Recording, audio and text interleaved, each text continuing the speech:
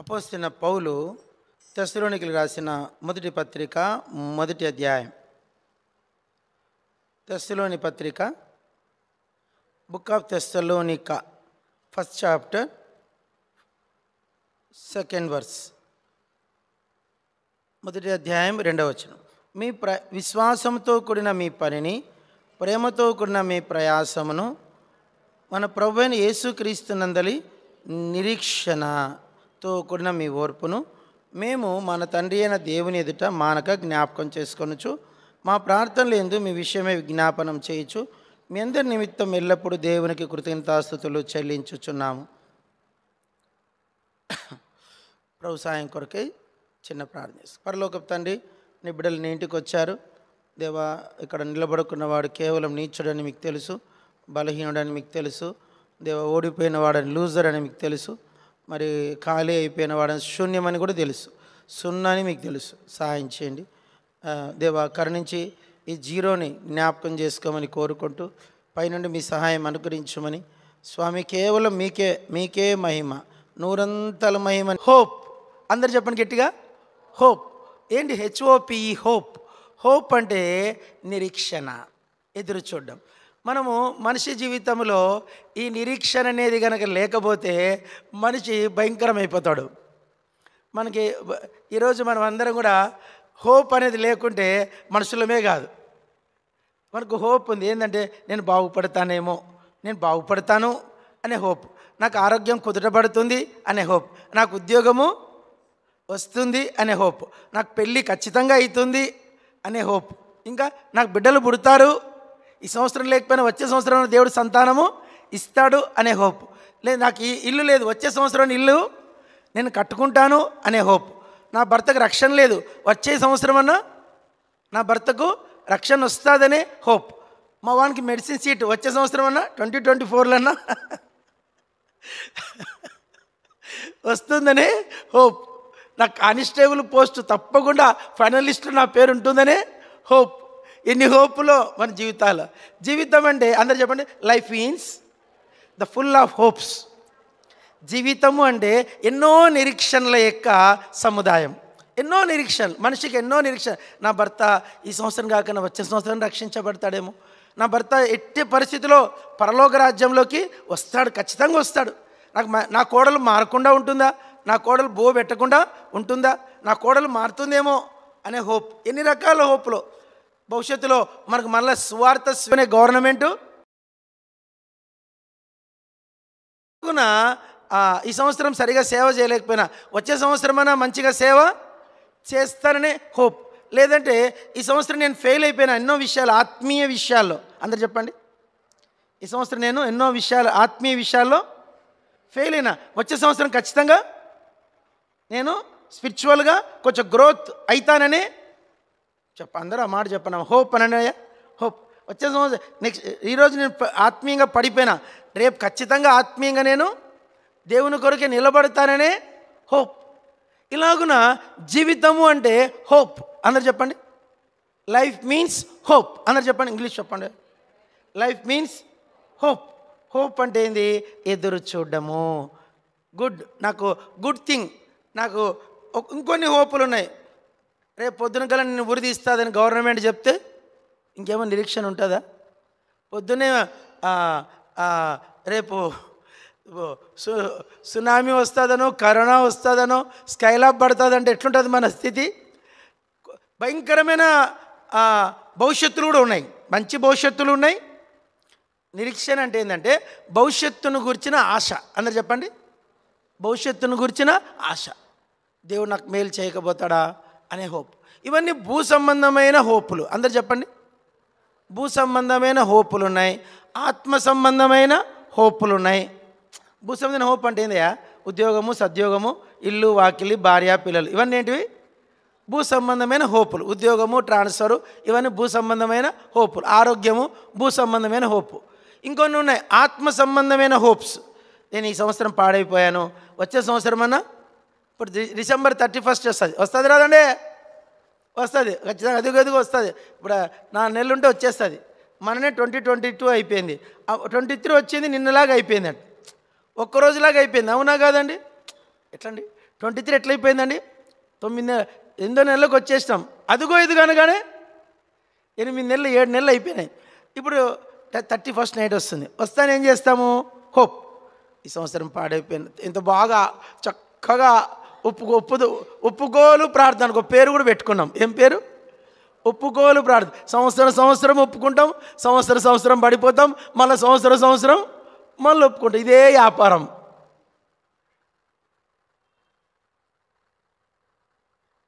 మళ్ళీ హోప్. ఏం హోపు? ప్రభు ఈ సంవత్సరం పాడైపోయాను, వచ్చే సంవత్సరం ఖచ్చితంగా నేను ఆత్మీయంగా ఏం హోప్ చెప్పాలా? నేను ఆత్మీయంగా జీవిస్తా అని మనకు మనం అనుకుంటాము. మళ్ళీ ఒక గంటకే మళ్ళీ మర్చిపోతాం. ఒక గంటకే అంతే కదమ్మా, నా బిడ్డకు ఆరోగ్యం కుదుటపడుతుంది అనే హోప్. ఎన్నో హోపులు ఉన్నాయి. ఆ హోప్తోనే ఆ నిరీక్షణ, దాని ఇంగ్లీష్లో హోప్ అంటారు, తెలుగులో నిరీక్షణ. ఏంటి? నిరీక్షణ. అయితే ప్రభు ఏమంటాడంటే, బైబిల్ ఏమంటే, ఇవి భూ సంబంధమైన హోపులు ఉన్నాయి, ఆత్మ సంబంధమైన హోపులు ఉన్నాయి, ఇంకో హోప్ ఉంది, పరలోక సంబంధమైన హోప్స్ ఉన్నాయి. చెప్పండి, అందరు చెప్పండి. మీరేం చోటోళ్ళా? చోడేం లేదు కదా అయినంటే. ఆ పిల్ల వినట్లే, అమ్మ నీ బిడ్డ వినట్లే చూడమ్మా, దాసన్న కూతురు అస్సలు వినట్లే. చేతులు కట్టుకో, విను. ఇప్పుడు ఏం హోపు? రెండు చెప్పండి చూద్దాం. ఏమేమి హోపులు? భూ సంబంధమైన హోప్స్, ఆత్మ సంబంధమైన హోప్స్. మూడోది ఏంటంటే పరలోక సంబంధమైన హోప్. చెప్పండి. దీనికి అందరూ ఎర్త్లీ హోప్స్ చెప్పండి అమ్మా. Earthly hopes, spiritual hopes, heavenly hopes. ఇప్పుడు మూడో హోప్ ఏంటి? పరలోక సంబంధమైన హోప్. ఏం హోపు? పరలోక సంబంధమైన. కొన్నిసార్లు మనము భూ సంబంధమైన హోప్స్లో ఫెయిల్ అయిపోతాం. భూ సంబంధమైన దాంట్లో ఎన్నో అనుకుంటాము, ఏది జరగదు. ఎన్నో అనుకుంటాం, ఏవి జరగవు. అప్పుడు ఏమవుతాం? అబ్బా నేను ఫెయిల్ అయిపోయాను, అబ్బా ఐఎమ్ ఏ లూజర్. అయితే పోనీ ఆత్మీయంగా ఏమన్నా బాగుపడతామా అనుకుంటే, ఆత్మీయంగా కూడా ఏం బాగుపడకుండానే దినాలు గడిచిపోతాయి. ఆత్మీయం కూడా ఏమి దేవుని కొరకే ఏ విధమైన ఫ్రూట్ఫుల్ లైఫ్ లేకుండానే దినాలు కూడా అది ముసలు అయిపోతారు. నిన్న మేము ఒక ఊరు వెళ్ళాం, జూలకల్ ఊరు వెళ్ళాం. ఆడ పెద్ద మనిషి ప్రకాష్ అన్న, ఇంత ఎత్తున్నాడు మనిషి, ఇంత ఎత్తున్నాడు, భద్రంగా ఉన్నాడు, ముసలైన అయిపోయాడు పాపం. ఆయన నిజంగా జీవితంలో ఆయన ఎంతో ఆశతో బాధ మాట్లాడుతున్నాడు. అయిపోయిందయ్యా, ముందు ఆత్మీయంగా నేను దేవుని కొరకే జీవిద్దాం అనుకున్నా, ఇదిగో ముసలని అయిపోయాను అని చెప్పిన మాట ఎంత బాగా అనిపించిందో. దేవుని కొరకే ఎంతో జీవిద్దాం అనుకున్నాడంట, కానీ దేవుని కొరకు ఏమీ చేయకుండా ఏమైపోయాడంట? ముసలాయన అయిపోయాడు. ఇంట్లో దాటి బయటికి లేకుండా పోతున్నా, నేను ముసలాయన అయిపోయినాను, నాకు బాధ ఉంది అన్నాడు. ఏం బాధ తాత అన్న? దేవుని కొరకే ఏమీ చేయలేదే అని బాధ మిగిలిపోయింది తమ్ముడు అన్నాడు. నేనేం చెప్తున్నా అబ్బా, ఇప్పుడు ఆయనకి 80 ఏళ్ళు ఉన్నాయి. 80 ఏళ్ళ వయసు మనిషికి ఇప్పుడు దేవుని కొరకు ఏం చేయాలని ఏమైనా ప్రణాళికలు వేసుకుంటే ఏమవుతుంది? అయిపోయి జీవితం. బుక్లో పేపర్లని ఏమైనాయండి, చివరి పేజీకి వచ్చేసినాయి. ఇంకా ఒక్క పేజీలో ఏం రాస్తాం? కాబట్టి కొన్నిసార్లు మన జీవితాల్లో 2 విధాలైన ఫెయిల్యూర్స్ ఉంటాయి, ఫిజికల్ ఫెయిల్యూర్స్, స్పిరిచువల్ ఫెయిల్యూర్స్. మూడోది ఏంటంటే హెవెన్లీ. ఇది పరలోక సంబంధమైన నిరీక్షణ. చెప్పండి. ఇప్పుడు నేను చెప్పే మెసేజ్ ఏంటంటే, ఈ భూ సంబంధమైంది కాదు, శరీర సంబంధమైంది కూడా. కొన్నిసార్లు మేము సేవకులంగా మేము ఎన్నో అనుకుంటాం, కానీ ఏమీ మీకు సహాయం చేయలేం. ఏమనుకోకండి, ఎన్నో అనుకుంటాం, కానీ మేము మా వల్ల ఏమీ కాదు, జరగదు. అప్పుడు మేము ప్రార్థన వరకు చేయగలం. ప్రభువా నీ బిడ్డలకు మీ చేతికి అప్పగిస్తున్నాం, మాకెంతో చేయాలని ఉంది, కానీ మేమేం చేయలేకపోతున్నాం. ఇంతకుముందు నేను ఒక సంఘములో ఉండేవాడిని. 700 మంది వచ్చేవాళ్ళు ఆదివారం. 700 సంఘము కలకలలాడేది. మేము చెప్తే నమ్మరు. స్థలం లేక పులిపిట్ చుట్టూ మనుషులు కూర్చునేవాళ్ళు. పులిపిట్ ఆనుకొని సండే క్లాస్ పిల్లలు ఎప్పుడెప్పుడు వెళ్ళిపోతారా, మాకు స్థలం ఎప్పుడు దొరుకుతుందని కూర్చునేవాళ్ళు. అంత పెద్ద సంఘం మందిరం ఎంత ఉంటే అంతమంది జనం వచ్చేవాళ్ళు. స్థలంలో గడపల మీద కూర్చునేవాళ్ళు, గడపల మీద చైర్ల కోసం కొట్లాడుకునేవాళ్ళు. ఫ్రంట్ గోర్ అయిపోయింది, ప్లాట్ఫామ్ అయిపోయింది, బయట వరండా అయిపోయింది, పాత మందిరం కూడా నిండిపోవడం మొదలుపెట్టి అంత పెద్ద సంఘం అయింది. అంత సంఘము మమ్మల్ని తెచ్చి ఇంకో స్థలానికి వేశారు. మంచిదే, మేము ఎదురు చెప్పాం. ఇప్పుడు ఆ సంఘాన్ని అట్లా ప్రభుకి అప్పగించి వచ్చాను. ఎంతో కష్టపడి 8 ఏళ్ళు ఒక్క క్షణము తీరిక లేకుండా ప్రభు కోసం పనిచేసి సంఘాన్ని దేవునికి అప్పగించి వచ్చేసాను. దాని గురించి మనం ఏం మాట్లాడడానికి కొన్నిసార్లు కొన్ని మన చేతిలో బియాండ్. చెప్పండి, ఫిలిప్ అంకుల్, మెడ్రాసులో ఫిలిప్ అంకుల్ ఉండేవాడు. ఆయన ప్రభు దగ్గరికి వెళ్ళిపోయారు. ఆఖరి మాట ఏం చెప్పాడంటే, ప్రభు తన సంఘాన్ని తాను కట్టుకుంటానన్నాడు. ప్రభు సంఘము ప్రభుకు అప్పగించిపోతున్నా, నేనేం చేయలేకపోతున్నా, చేయలేకుండా వెళ్ళిపోతున్నా అని చెప్పేసి వెళ్ళిపోయాడు. లాస్ట్ మాట అంట, I will build my church అని చెప్పేసి మరణించాడు. నా సంఘాన్ని నేను కట్టుతున్నా ఆ మాట చెప్పేసి, కొన్నిసార్లు మనము ఈ లోక సంబంధంగా ఎన్నో విషయాల్లో హోప్లెస్గా చనిపోతాం. చెప్పండి, ఓ మాట చెప్పండి, హోప్లెస్. వాడు హోప్లెస్ అంటాం. ఏమంటాం? వాడు హోప్లెస్. అందరు చెప్పండి, వాడేంటి? హోప్లెస్. వాడికి పని చెప్పినావా, ఇంకా పని వేస్ట్. వాడిని పిలిచికొచ్చినావా, అయిపోయా, హోప్లెస్. ఇట్లా మనం ఎన్నో సందర్భాల్లో, ఎన్నో కోణాల్లో, మనము ఎన్నో విషయాలలో హోప్లెస్ అవుతూ ఉంటాం. ఇంటర్లో ఫెయిల్ ఒక పాట ఉంది, నిన్నేనయ్యో యేసయ్య పిలిచినాడు, నిన్నేనక్కో యేసయ్య పిలిచినాడు, ఇంటర్మీడియట్ తప్పినోడా, ఎటుగాక పోయినోడా, ఎలక్షన్లో ఓడినోడా, ఏమంట, ఇంటర్మీడియట్ తప్పినోడా, ఎటుగాక పోయినోడా, ఎలక్షన్లో ఓడినోడా. చెప్పండి, ఇంటర్మీడియట్ తప్పినోడా, ఎటుగాక పోయినోడా. పడదామా? నిన్నేనయ్యో యేసయ్య పిలిచినాడు, నిన్నేనక్కో యేసయ్య పిలిచినాడు, ఇంటర్మీడియట్ తప్పినోడా, ఎటుగాక పోయినోడా, ఎలక్షన్లో ఓడినోడా. నిన్నేనయ్యో యేసయ్య. ఎలక్షన్లో ఓడిపోతే ఎట్లుంటో తెలుసా? లక్షలు అప్పులు అవుతాయి. ఎన్నవుతాయి? లక్షలే అప్పులు అయిపోయి అవమానం, జీరో అయిపోతాం. ఇంటర్మీడియట్ ఫెయిల్ అయిపోతే ఏందమ్మా? ఇంటర్మీడియట్ ఫెయిల్ అంటే ఇంకా అగాధములో పడిపోయినట్టు ఉంటుంది మన మైండ్. అరే ఇంటర్మీడియట్ ఫెయిల్ అయిపోయినా, ఇట్లా అందరు బీటెక్ చేరుతాను, నాకు బీటెక్ లేదు. ఎంత బాధ, ఎంత అవమానం తెలుసా? అప్పుడు మనిషికి జీవితంలో స్ట్రెస్. నీట్ రాలేదనుకో, ఒక అమ్మాయి పంజాబీ అమ్మాయి, అంటే సిక్కుల అమ్మాయి ఏంటి, హైదరాబాద్లో నీట్లో ర్యాంక్ రాలేదని చెప్పి టవర్ ఎక్కి దుక్కేసింది. వాళ్ళ అమ్మ నాన్న కింద నుంచి వద్దు బయట ఎక్కేసింది. టవర్ ఎక్కేటప్పుడు సీసీ కెమెరాస్లో చూశారు ఒకరు, అమ్మాయి పైకి ఎక్కేసింది, పైన లాస్ట్ ఫ్లోర్కి బ్లాక్ చేసేసుకుంది. 10 అంతస్తుల పైనుంచి దూకుతాను, కింద నుంచి మనుషులు అమ్మా దూకద్దు అంటే, ఐ లాస్ట్ మై హోప్ అనేది. నా హోప్ నేను పోగొట్టుకున్నా, నేను నీట్ సీట్ రాలేదని చెప్పేసి వద్దు అంటుండగానే అక్కడి నుంచి దూకేసింది. కొన్నిసార్లు జీవితంలో హోప్ లాస్ అయిపోతే జీవితమే గందరగోళం.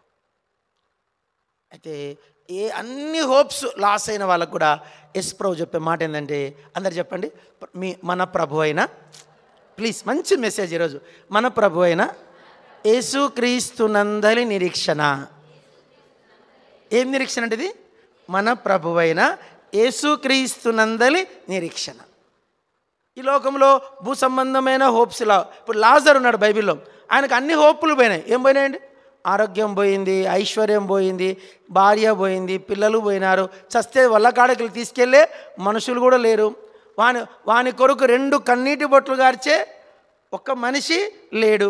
సమాజం మీద వచ్చి మట్టేసేటోడు కూడా, మనిషి మీద మట్టేసే కూడా భాగ్యం ఉండాలండోయ్. మనం ఒక 5 మంది సైంటిస్టులు జలంతర్గామిలోకి పోయారు, తెలుసా? పెద్ద ఇష్యూ అయింది అది అమెరికాలో. దాదాపు 200 కోట్ల ప్రాజెక్ట్ అది. ఆ జలంతర్గామిలోకి పోయారు. అక్కడికి వెళ్ళినాక ఆ జలంతర్గామి ఆ యొక్క సముద్రంలో ప్రయాణించి, దాన్ని ఏమంటారా, సబ్మెరైన్, దాంట్లో ఆక్సిజన్ అయిపోయింది. ఏమైపోయింది? కోటీశ్వరులు, ఎంత కోట్ల ఆస్తిపరులు అంటే వాళ్ళ ధనం చెప్పలేమంట. ఒక ఆయనైతే ఒక పాకిస్తాన్లోకి వెళ్ళే ధనవంతుడు, ఆయన కొడుకు పోయేటోడు ఒక్కడు పోగు, వాళ్ళ కొడుకుని తీసుకుపోయాడు, ఇంజనీర్ కొడుకుని. వాడిని కూడా నేను వస్తా అంటే తీసుకుపోయాడు. వద్దన్నారంట భార్య పిల్లలు. తీసుకెళ్లారు. వాడు 5 మంది సైంటిస్టులు, 5 మంది ఆక్సిజన్ లేకుండా వాళ్ళ జీవితాలు ముగించబడ్డాయి. There is no hope. వాళ్ళకు నిరీక్షణ లేకుండా. అలాంటి నిరీక్షణ కాదు ఇది. ఇదేం నిరీక్షణ అంటే, మన ప్రభువైన యేసుక్రీస్తునందలి నిరీక్షణ. అందరు చెప్పండి. జీవితంలో 2 ఫెయిల్ అయిపోయినాం. ఏమేమి దాంట్లో ఫెయిల్ అయినాము? జీవితంలో ఫెయిల్ అయిపోయినాము, ఆరోగ్యంలో ఫెయిల్ అయిపోయినాము, ఆత్మీయంగా కూడా ఫెయిల్ అయిపోయాం. కానీ ఒక విషయం ఉంది, ఒక విషయంలో మనం సక్సెస్ కాగలం. లాజర్ అన్నిట్లో ఫెయిల్, కానీ యేసుక్రీస్తునందు ఉన్న నిరీక్షణ విషయంలో సక్సెస్. ఈ 2 హోపులు పోయినాయి, మీకు 3 హోపులు పోయినాయి. లైఫ్లో ఫెయిల్ అయినావు, జీవితంలో ఫెయిల్ అయినావు, లవ్లో ఫెయిల్ అయిపోయినావు. ఇప్పుడు యవనస్తులకి అందరికీ ఇదే సమస్య. ఒక్కోడు 5-6 మంది లవ్ బ్రేకప్లు ఉన్నాయి. ఒకటి పేజీ తిప్పితే లవ్ ఫెయిల్యూర్స్, లవ్ బ్రేకప్లు, ఎన్నో బ్రేకప్లు, అన్ని ఫెయిల్యూర్సే. ఐ లాస్ట్ మై లవ్, నా ప్రేమను ఓడిపోయాను, ప్రేమలో ఓడిపోయాను. ఎన్నో జీవితం లవ్లో ఫెయిల్ అయి చనిపోయిన వాళ్ళు కూడా లేరండి. నా చేత్తో సమాధి చేసిన కొందరు యవనస్తుల్ని. నువ్వు రేపు పొద్దున కల్లా రావాలని వీడు అంటాడు, ఆమె అంటే అది నేను రాలేను, నాకు కుదరదు, నేను ఉండేది హైదరాబాద్లో, నేను రాలేనంటే నువ్వు వచ్చి తీరాలి. నువ్వు రేపు వస్తావు అంటే నేను ఎట్లా వస్తాను, అమ్మా నాన్న పర్మిషన్ లేకుండా. నువ్వు రావాలంటే నేను రాలేనంటే నువ్వు వచ్చి తీరుతావు అని చెప్పి ఫోన్ పెట్టేశాడు. పెట్టేసి అమ్మాయి రావడం కోసము అబ్బాయి చనిపోయాడు. పొద్దున సమాధికి వచ్చింది అమ్మాయి. దీని అర్థం లేని హోప్స్. ఏం hopes? There is no meaningless hopes. ఈ లోకంలో ఏ హోప్లో కూడా మీనింగ్ లేదని చెప్పచ్చు. నువ్వెంత సంపాదించినా, ఎంత ధనం ఉన్నా, ఎన్ని ఉన్నా, నీ హోప్కి ఏం లేదు, భవిష్యత్తే లేదు. ఒక భవిష్యత్తు ఉంది, ఒక హోప్ ఉంది. ఆ హోప్ ఏంటంటే యేసుక్రీస్తునందలి నిరీక్షణ. చెప్పండి. ఒక 7 విషయాలు చెప్పేసి ముగిస్తాను. మొట్టమొదటి ఈ నిరీక్షణ యొక్క స్టెప్స్ ఒకటి తీయండి. Romans 5, Romans 5 very beautiful subject. తీయండి రోమా 5. అందరు చదవాల, నేను చెప్పబోయే 7 వచనాలు ఉంటాయి. 7 అందరు చదవాల. రోమా 5వ అధ్యాయము 3rd and 4th, 5వ అధ్యాయం 3-4 వచనం. అంతేకాదు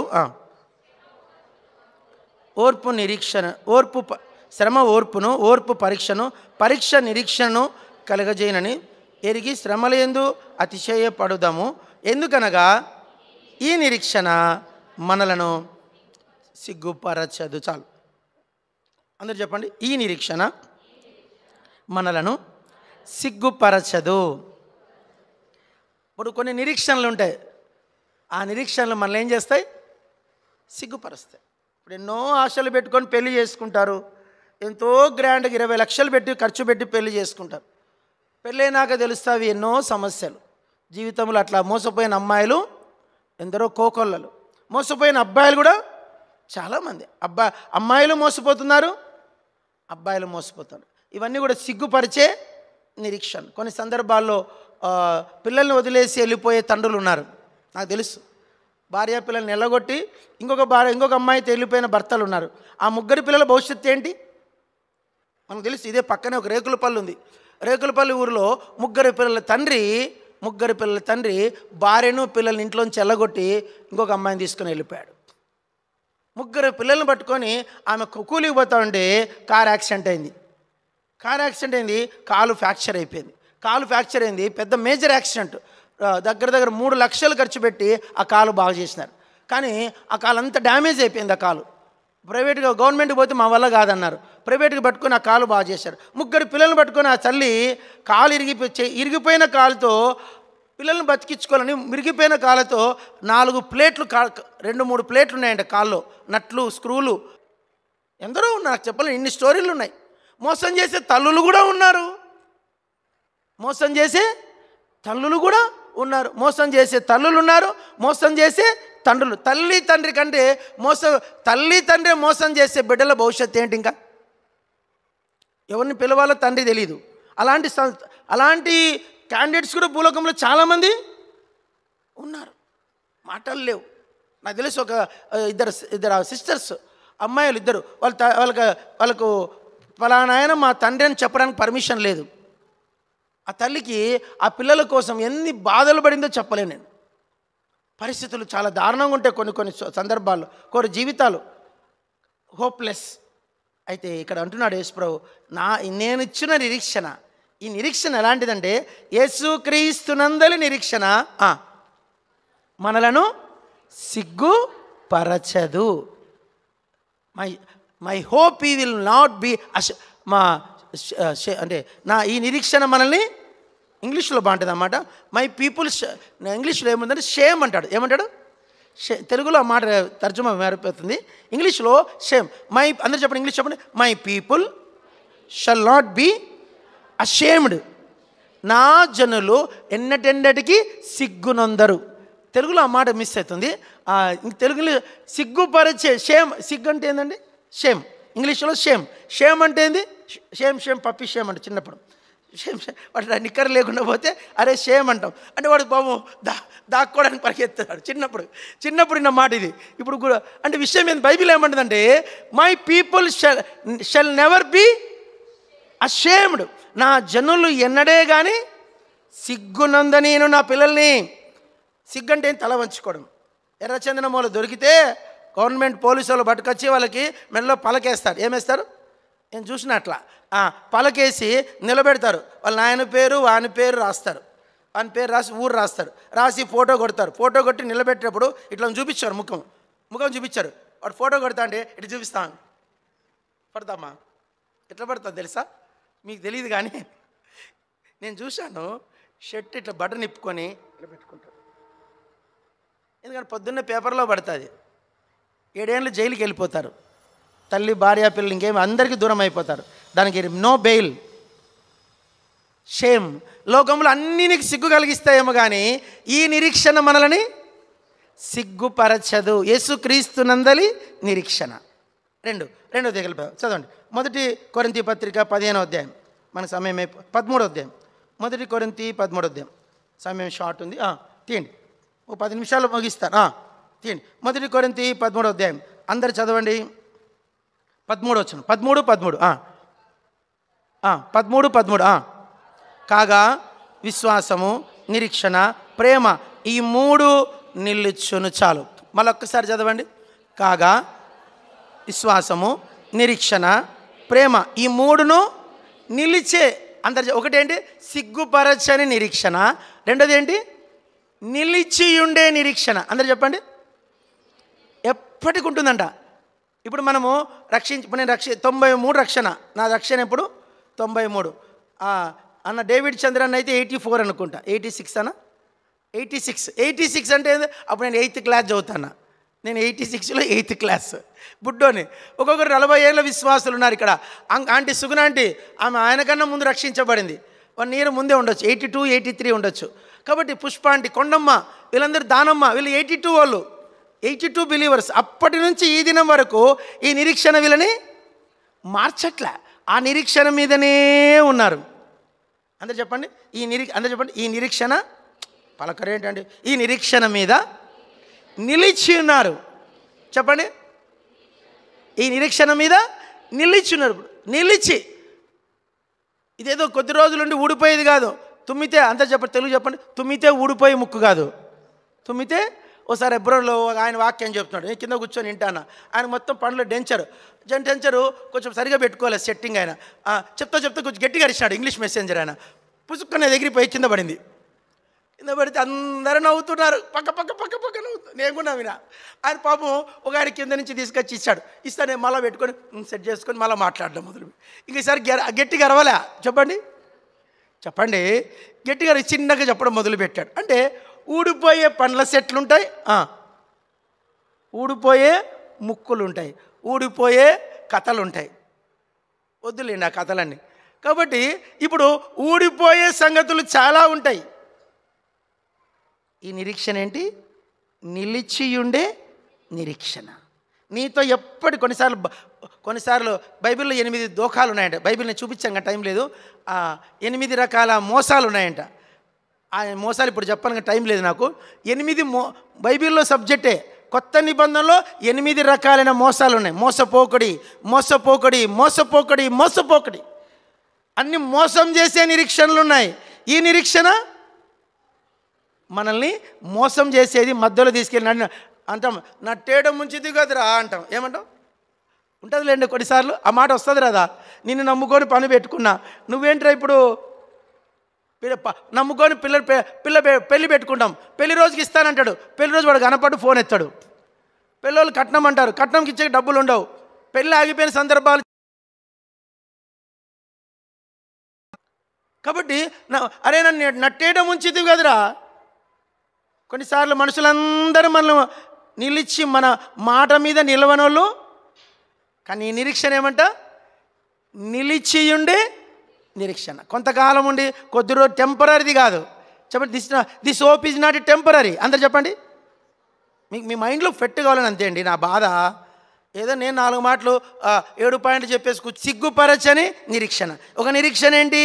నిలిచి ఉండే నిరీక్షణ. భార్యాభర్తలాగా ఎన్ని ప్రమాణాలు చేస్తారు, నంగనాచిలాగా నీతోనే ఉంటా. ఎబ్రోన్లో కూడా పెళ్ళవుతాయి. ఇదే మందిరంలో పెళ్ళైన భార్యాభర్తలు ఉన్నారు.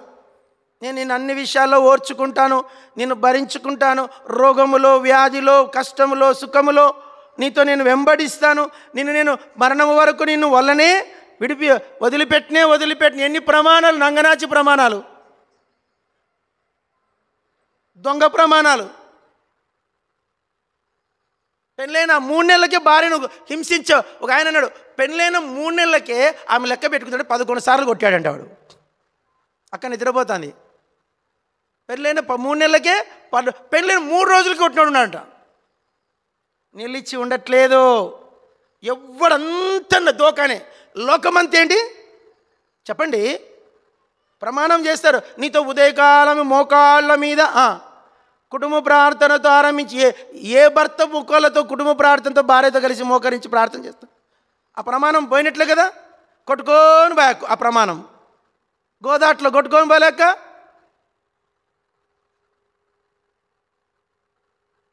గోదాట్లో కొట్టుకొని పోలే, తుంగభద్రలు కొట్టుకొని పోలే నీ ప్రమాణం.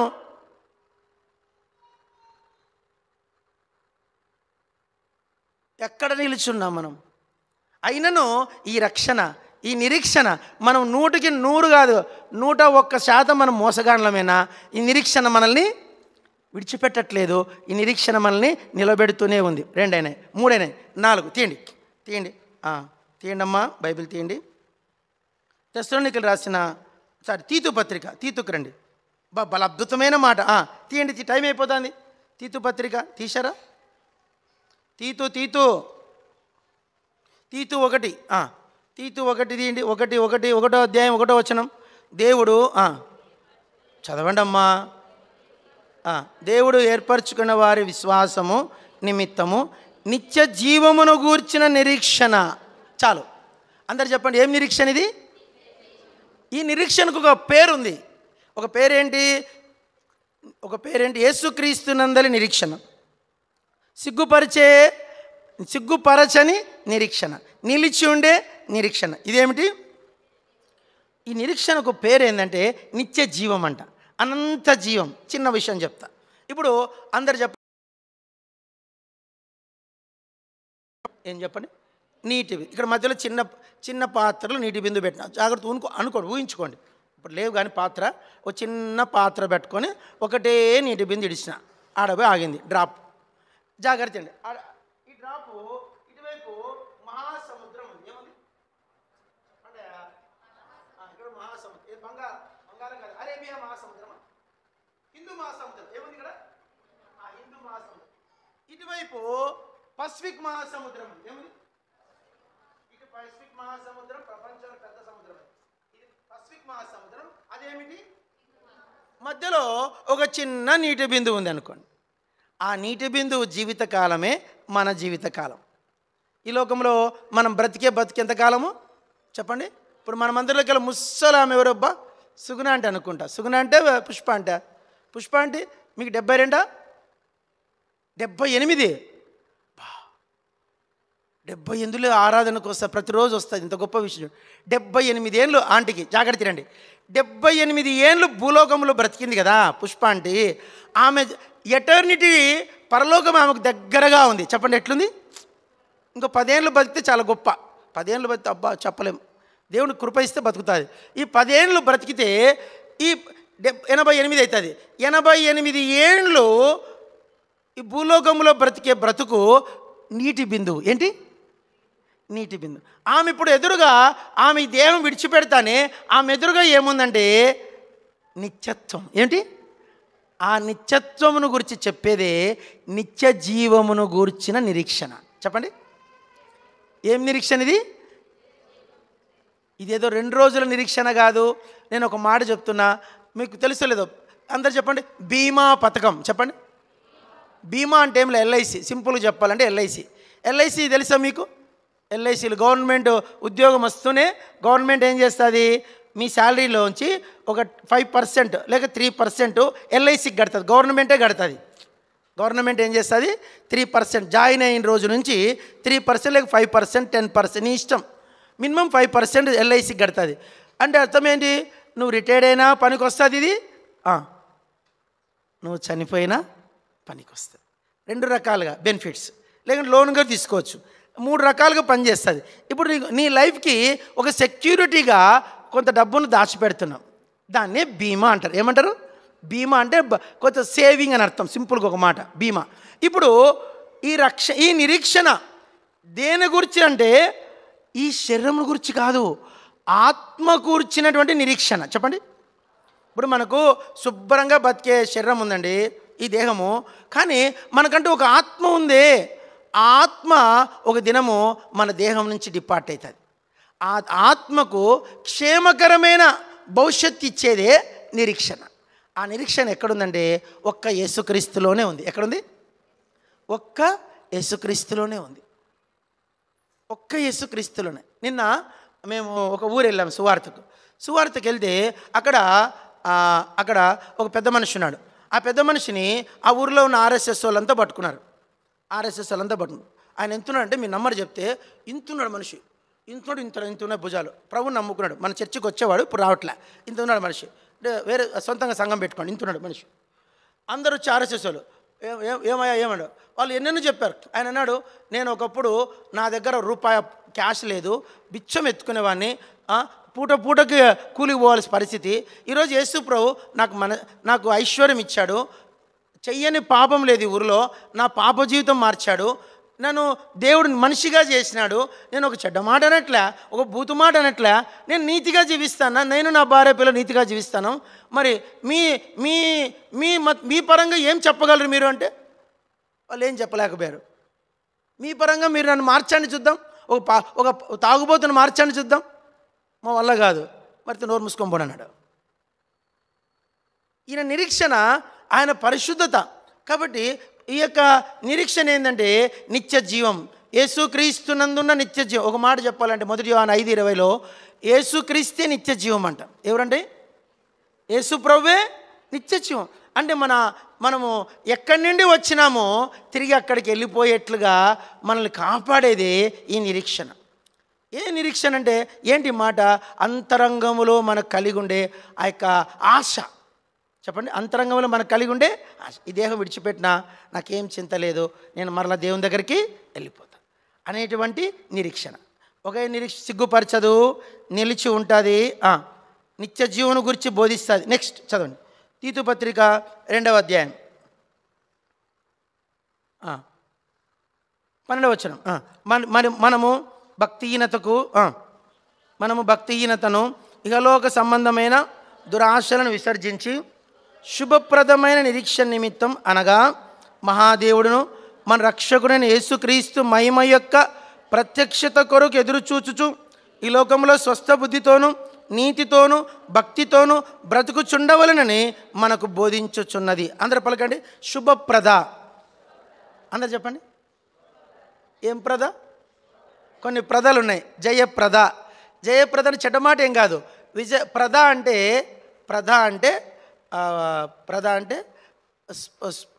స్పాట్, అంటే ఆ క్షణంలో జరిగేది. ప్రద అంటే ఇప్పుడు స్పాట్, ఇప్పుడు నా జయం. జయప్రదము అంటే బైబిల్లో మన సియోను గీతలో పాడు, జయప్రదముగా నన్ను ఊరేగించుచున్నా. జయప్రదము అంటే ఇప్పుడు స్పాట్, నాకు ఇప్పుడు విజయం కావాలా, అది జయప్రదం. ఇదేమిటి? శుభప్రద. మీకు అర్థం కావడానికి పదం చెప్పిన, శుభప్రద. అందరు చెప్పండి.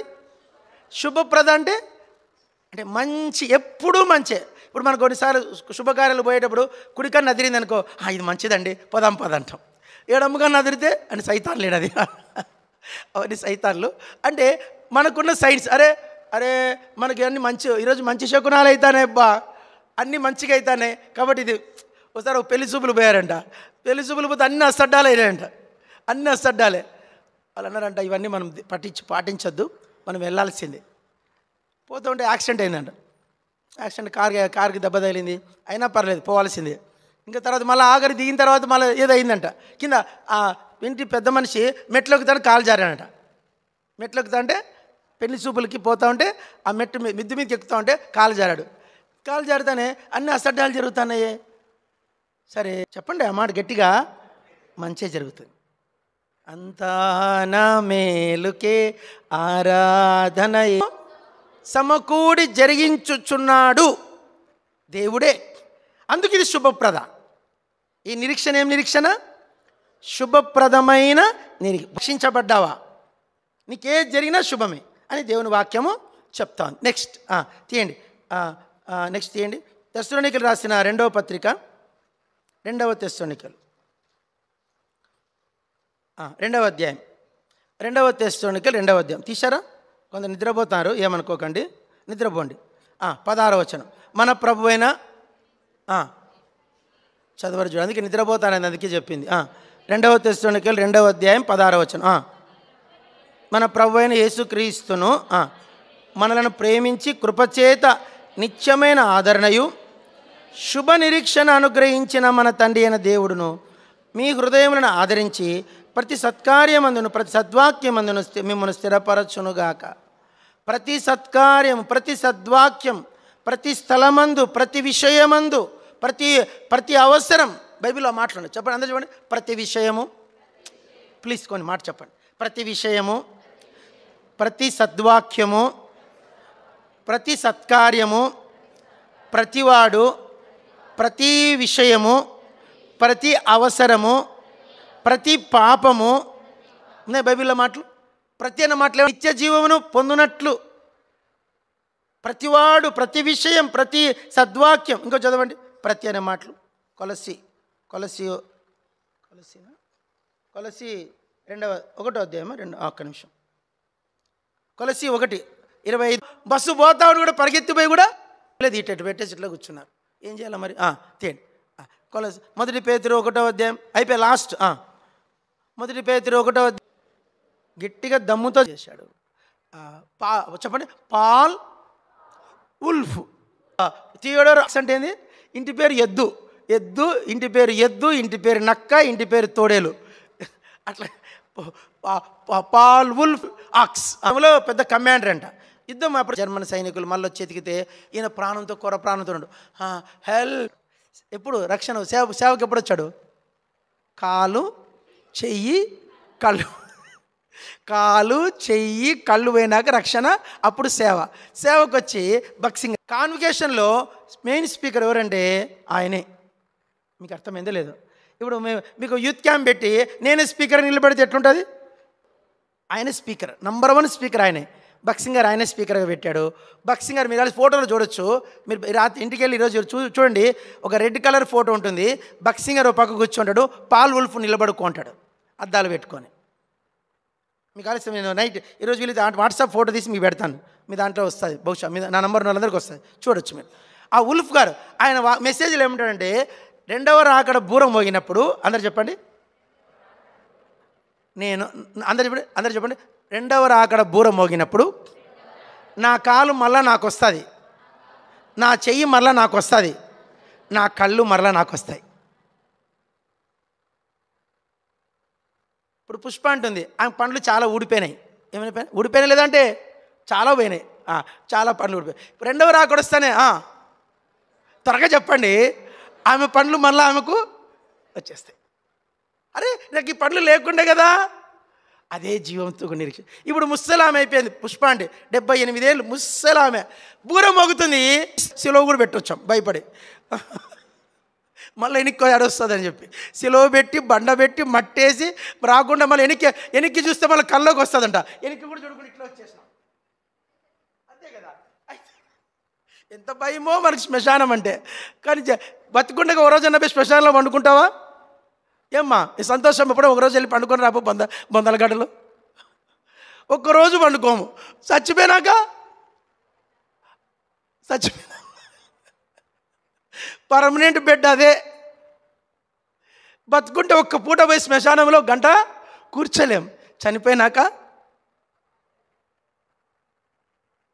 అయితే జీవంతో ఒక నిరీక్షణ ఏమంటుందంటే, నేను చనిపోయి నేను మట్టికి మశానం అయిపోయినా, నన్ను పురుగులు తినివేసినా, నాకు నామరూపాలు లేకపోయినా, బూర మోగినప్పుడు నేను మరలా తిరిగి సంపూర్ణమైన క్రీస్తు యేసును కలిగిన సమరూపములోకి నేను మార్చబడి మహిమలో నేను ప్రత్యక్షమైతా అనేదే జీవముతో కూడిన నిరీక్షణ.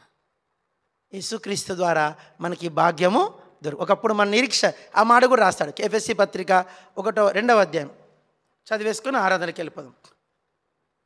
చదవండి. ఎఫెసీ 2వ అధ్యాయం తీశారా బైబిలు? ఎఫెసీ పత్రిక 2వ అధ్యాయం 12వ వచనం మధ్యలో ఉంటుంది చూడండి. ఆ కాలమందు ఇజ్రాయేలుతో సహపౌరులము కాక వాగ్దాన నిబంధన లేని పరజనులను నిరీక్షణ లేని వారును. మనం ఎవరమంటే ఒకప్పుడు నిరీక్షణ లేని వారం. మనం చస్తే ఎటుపోతామో నా బతుకు ఇంతేనా అని పాడుచుంటి నమ్మ, చస్తేమై పోతానా అని దిగులులోనే ఉంటి నమ్మ, ఇంతలోనే యేసు స్వామి మా ఊరికొచ్చాడమ్మ, గంజిపేటకొచ్చాడమ్మ, మా వీధికొచ్చాడమ్మా. పాపములో చస్తే నీకు అగ్నిగుండం అన్నాడమ్మ, పాపములో చస్తే నీకు అగ్నిగుండం అన్నాడమ్మ, పాపం పోయి దంటే నీకు మోక్షరాజ్యం అన్నాడమ్మ. అగ్నిగుండం వద్దన్నాను, మోక్షరాజ్యం కావాలన్న, అగ్నిగుండం కావాలన్న, నేనే మార్గం అన్నాడమ్మ, నేనే జీవం అన్నాడమ్మా. ఒకప్పుడు నాకు నిరీక్షనే, చస్తే ఏమైపోతానో దిగు. ఒక్కరోజు కూడా దాని గురించి ఆన్సర్ చెప్పినోడే లేడు. అయితే యేసుక్రీస్తు దగ్గరికి వచ్చినప్పుడు నా జీవితానికి నిరీక్షణ వచ్చింది. ఏమి నిరీక్షణ? యేసుక్రీస్తునందలి నిరీక్షణ, నిత్య జీవమును గుర్చిన నిరీక్షణ, సిగ్గుపరచని నిరీక్షణ, నిలిచియుండే నిరీక్షణ, శుభ నిరీక్షణ, శుభప్రద నిరీక్షణ, నిత్య జీవముతో కూడిన నిరీక్షణ, నిత్య జీవమును గుర్చిన నిరీక్షణ. కాబట్టి ప్రభు ఇంత మంచి నిరీక్షణ, హోప్. కొన్నిసార్లు జీవితంలో హోప్లెస్ అయిపోయినా, లవ్లో హోప్లెస్ అయిపోయినా, కుటుంబంలో హోప్లెస్ అయిపోయినా, మనీ విషయంలో అప్పుల పాలైపోయి అప్పుల్లో మునిగిపోయినా, జీవితం అంతా శ్రమలతోనే మునిగి నా బ్రతుకు అర్థమే లేని హోప్లెస్ లైఫ్ జీవించా. అయితే నాకు ఒక హోప్ ఉందని నాకు బైబిల్ చెప్తోంది. ఈ నిరీక్షణ నన్ను సిగ్గుపరచదు. లాజర్కి ఏమీ లేదు. చెప్పండి, లాజర్కి ఏం లేదు? ఏమీ లేదు. కానీ అబ్రహాము రొమ్ముకు కొనిపోబడి అబ్రహాము రొమ్మును ఆనుకుంటూ మహిమలో ప్రత్యక్షమయ్యాడు. అందుకే ప్రభా నీకు వందనాలని చెప్పినప్పుడు నీకు అర్థమైన మాటలు వచ్చిరాని మాట 4 చెప్తే ప్రభు ఆమేనంటాడు, పరలోకం ఆమేనంటుంది. మనం లేచి నిలబడదామండి. అన్నలు రండి సహోదరులు.